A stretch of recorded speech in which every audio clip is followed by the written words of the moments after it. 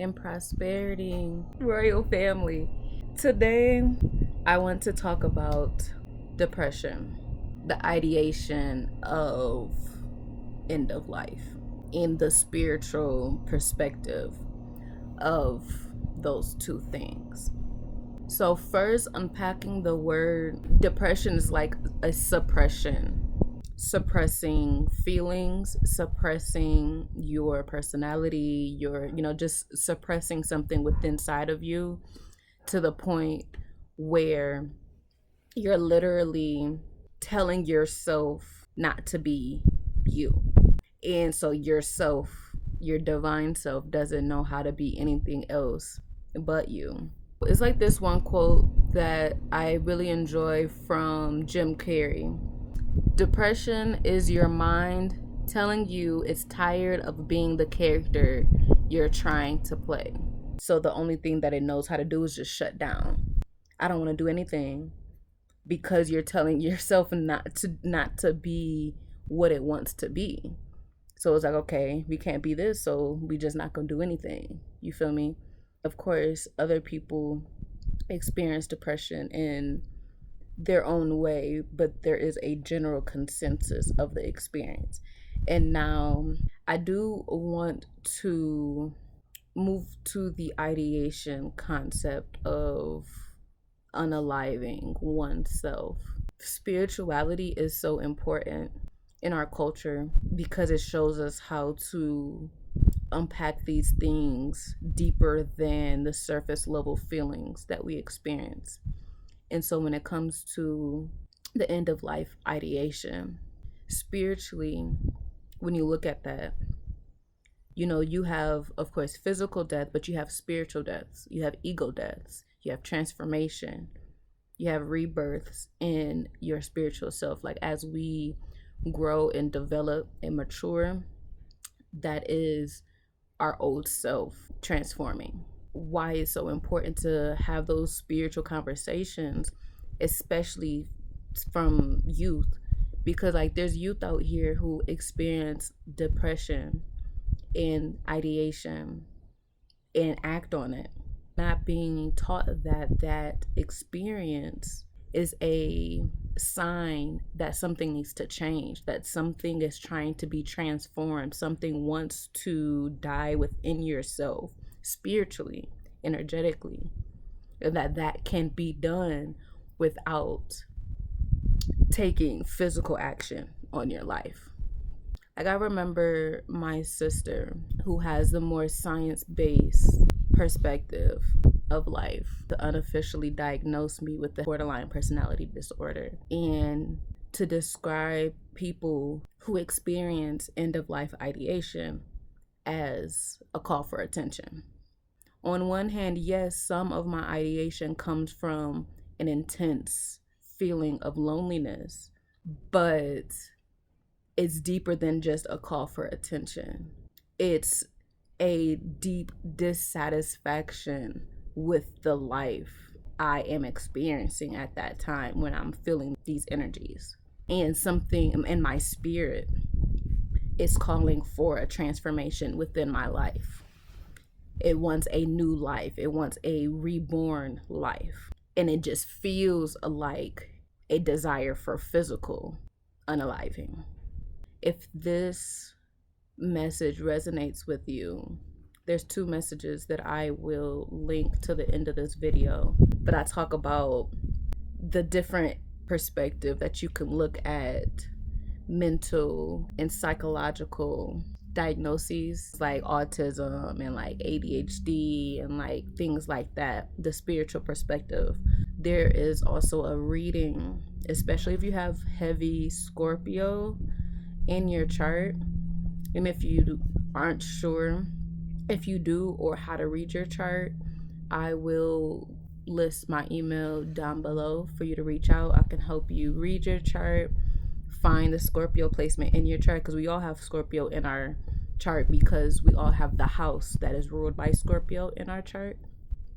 I always want to end with action, positive actions that you can incorporate in order to transmute the experiences that you're going through.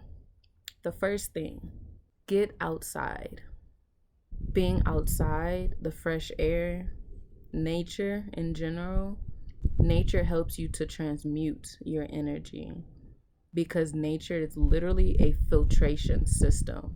Many plants, they sequester, they ingest different pollutions, nitrogens, minerals from the environment and transmute them through their plants. That's why we talk about trees being great transmuters of energies, to go walk barefoot outside in nature, in the grass, in the dirt, to go hug a tree, touch a tree, to garden, to be in communion, to be in relation to nature.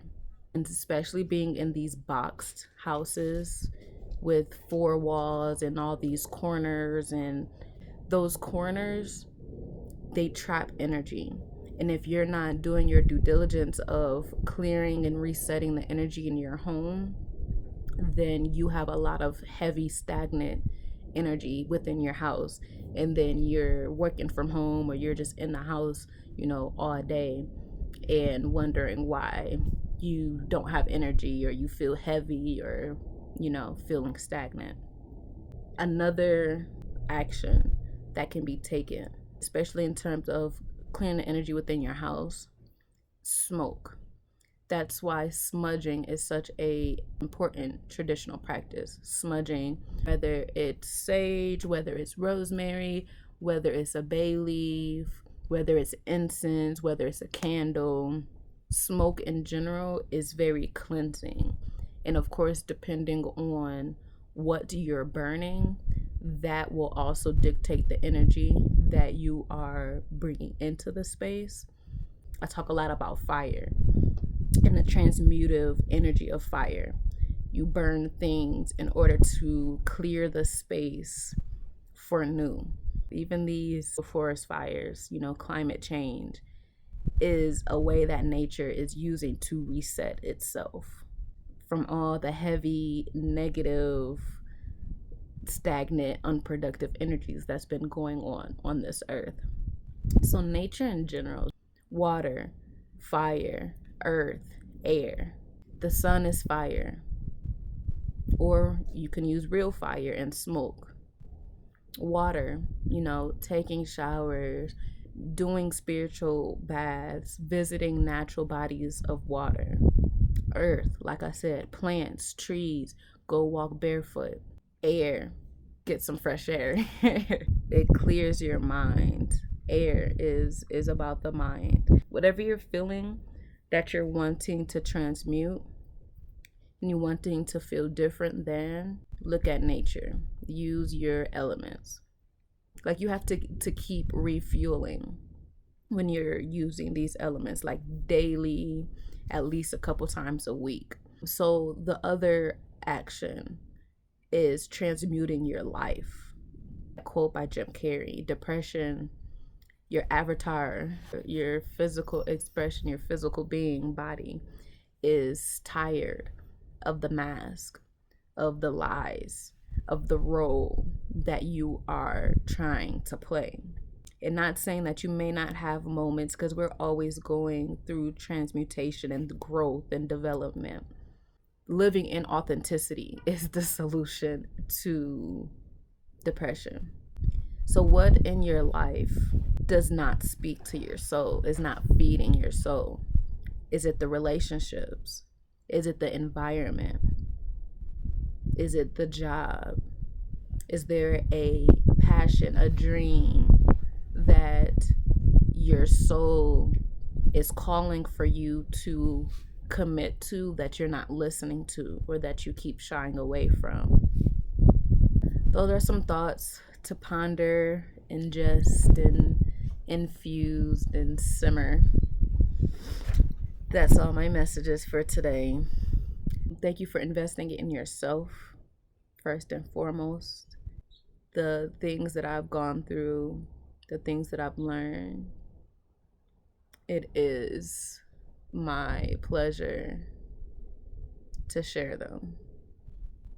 So, peace and prosperity. royal family.